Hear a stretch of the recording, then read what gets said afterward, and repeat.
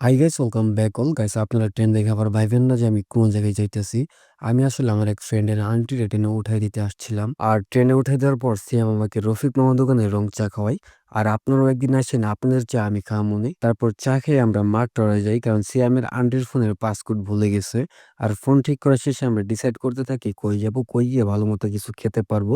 আর সিয়ামের কথা মতো আমরা খানপুরে যাওয়ার ডিসিশন নেই। আর খানপুরে গিয়ে কোন রেস্টুরেন্টে খাবো এটা নিয়ে আমরা কনফিউশন। তাই ওদের সব রেস্টুরেন্ট আমি ঘুরে ঘুরে দেখাইতাছি। তারপর সুমন ভাই বলতাছে পিজ্জা খাবে, আর সিয়াম বলতাছে চাপ খাবে। আর ভাই এটা নিয়ে আমার কোনো ওপিনিয়ন নাই। আর লাস্টে আমরা জুস খাওয়ার ডিসিশন নিই। তাই আমরা শহীদ মামার আদি লেমনেড এই দোকানে 3টা পাইনাপেল জুস অর্ডার করি। আর প্রতি গ্লাস জুসের দাম ছিল মাত্র 40 টাকা। আর জুস খেয়ে আমার কিছু টাকাও বেঁচে গেল, কারণ পিজ্জা বা চাপ খেলে আরো বেশি টাকা খরচ হতো।